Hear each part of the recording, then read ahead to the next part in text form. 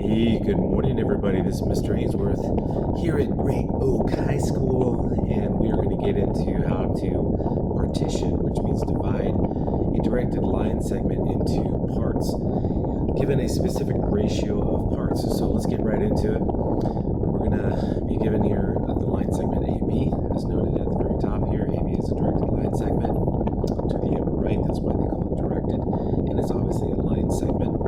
And it starts at A, which is at -4, 1, and then ends at B, which is 8, 9. And what we want to do is find these points, and there's 3 of them here that we can find.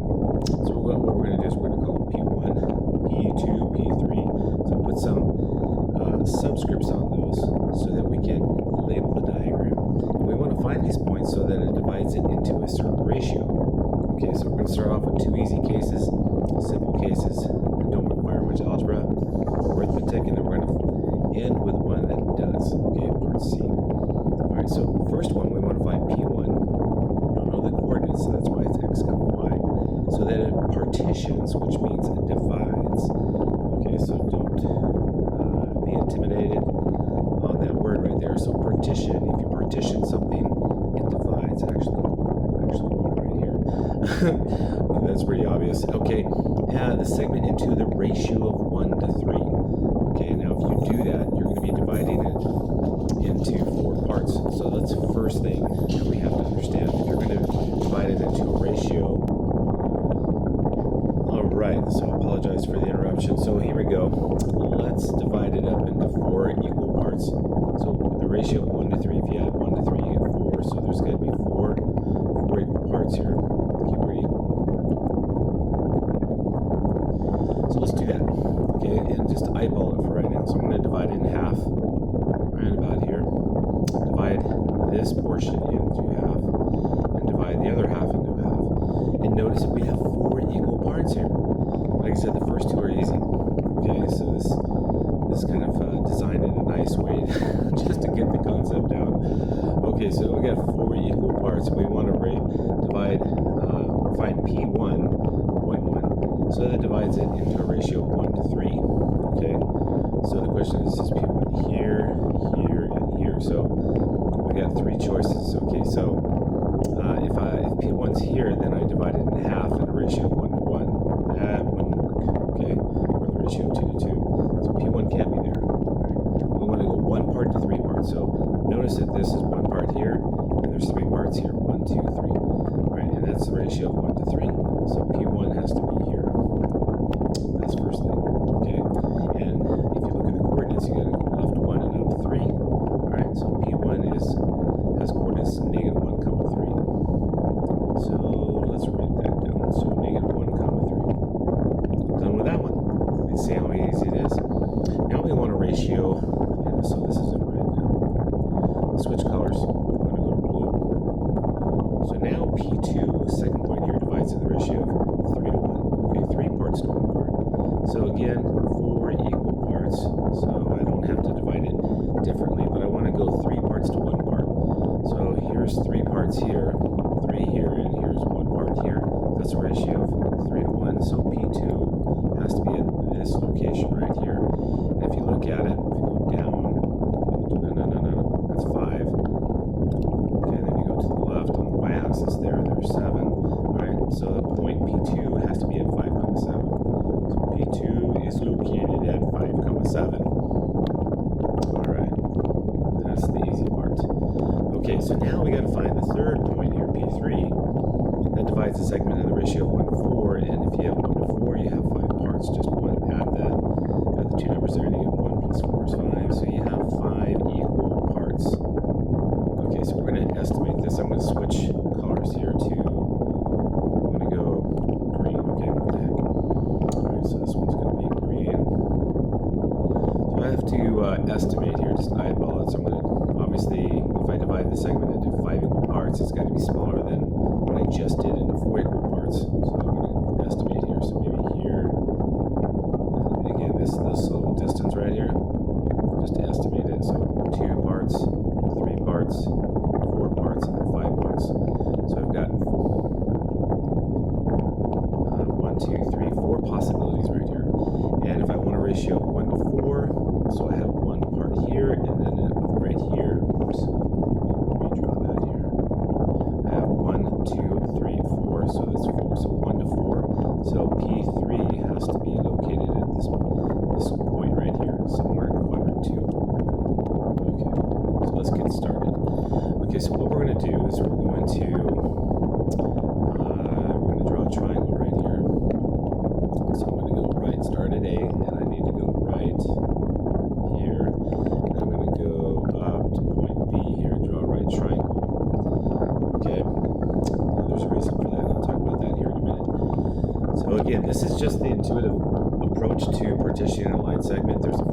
this, but if you look at the formula, you probably will understand, how or where it comes from. So I don't teach formulas here. I teach just basic common sense and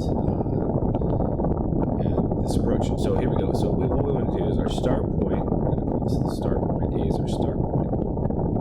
Okay, the start point is, let me see, left 4 and 1. So A is at negative 4, 1. So that's our start point. And the question is like, how far from A do we go to the right, and how far up do we go up to get to point P3? Okay, so we got to go right, okay, some distance, and we got to go up some distance. So this is the intuitive approach. So if we knew these two distances, all we have to do is add that to negative 4 and 1, and then boom, we got it. Okay, so P3 has got to be negative 4, because that's the start point right there, plus something, because we're going to move to the right, and that's a horizontal distance, so we're going to add that to the x-coordinate, so plus something here, and then we've got to take the y-coordinate. It's already up 1, then we got to go up farther. Okay, so we got to go up 1 plus something. Right, so the y-coordinate is 1 plus something here. So if we knew what these distances were, okay, I'm talking about this distance here and this distance right here, obviously right and then up, the horizontal and the vertical distance, all we do is add it to the start point, which is negative 1, or excuse me, negative 4, 1, and then we can get this location of P3 exactly. And most of the time it's going to be fractional, because we're dividing it up into 5 equal parts, and the distances here are multiples of 5, most likely. So here we go. This is how you do it. Pretty simple.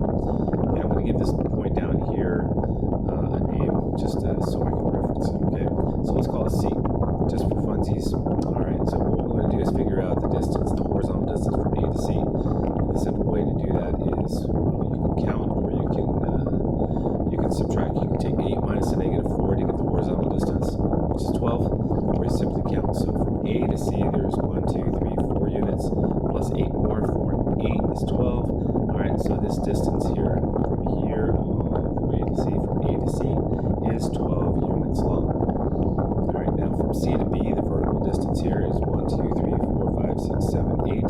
So this is 8 units on the vertical. So A to C is 12 units, from C to B is 8 units. You can just count the units on the grid and verify that. It's quite easy. Alright, so nothing difficult. So now what we need to do is figure out how to calculate this little horizontal distance. How far do you move from the start point A to the right, and then how far up do you move to get to point 3, or P3? Okay, how do you do that? And so what we do is, we have to understand is that we actually, when we divided this segment into 5 equal parts, we actually divided the horizontal and the vertical into 5 equal parts too. So what do I mean? Well, I'm going to go back to green now. So what I'm going to do is, in P3, notice that if we go straight down, I broke this line segment up into, right here, 5 equal parts too. We broke the horizontal into 5 equal parts. Okay, so we got one part here, and then another part, and then another part, and another part. We break the horizontal and the vertical into 5 equal parts. So let's write that down. Let's write down the key concept here. Yeah, this is it's a little bit easier to see when I'm in person. I'm pointing to the diagram here. However, here we go. So both the horizontal, okay, and the vertical, okay, are partitioned. Okay, I'm going to use the word partitioned because that's what we're talking about here. We're partitioning the line segment, but everything gets partitioned the same way. So if we're dividing the line segment into 5 equal parts, guess what? We divide the horizontal and the vertical into 5 equal parts. And that's the key to this whole thing. That's what makes it so simple. You don't need any fancy formulas. So divide both the horizontal and the vertical. Both the horizontal and the vertical are partitioned. Okay, so let's get used to this new word. Partitioned, right? Which means divided. That's all it means. Alright, into equal parts. Okay, 5 equal. This is again part C now. 5 equal parts. So, watch this. We know the horizontal from A to C is 12 units long.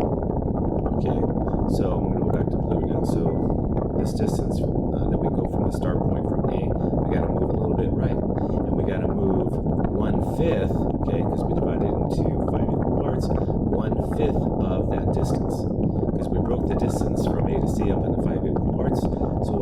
do is figure out 1/5 of 12. Okay, because the distance from A to C is 12, and I broke up into 5 equal parts, and that's 1/5 the way.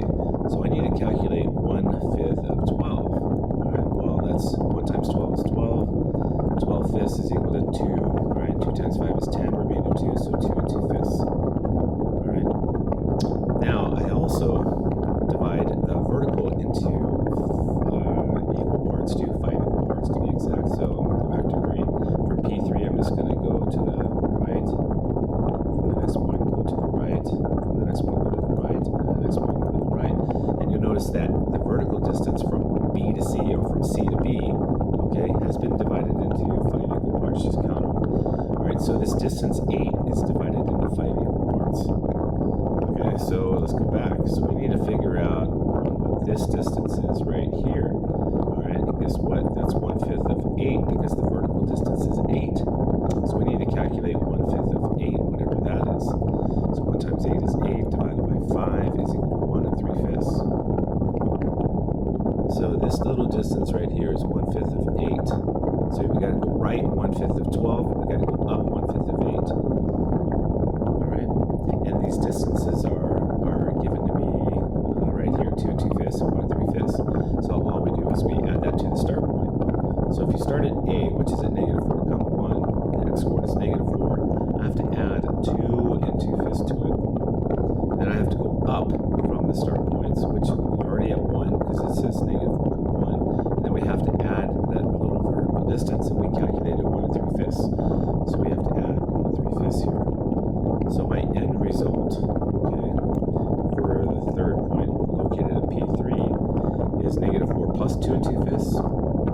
Okay, so we know we have more negatives, so the answer is negative here, which makes sense because we're in quadrant 2, and you have to go left and up. So the x coordinate has to be negative, but -1. And because these are different signs, you simply subtract the 2. So 4 minus 2 and 2/5 is 1 3/5. Okay, and then you're in quadrant 2, so the y coordinate is positive because you go up as opposed to down. 1 plus 1 and 3/5 gives you 2 and 3/5. And there we go. Now we know the exact location of P3 is, and this is the exact location of P3. So notice I didn't use any fancy formulas here. I used basic geometry, and I used the concept of distance. If you start at point A and you divide this line segment into 5 equal parts, you got to go 1/5 the distance to the right and 1/5 the distance up on the vertical. And you simply add that to the start point. Okay? So remember, this is from the start point. That's key. From the start point, which in this case is point A. Okay?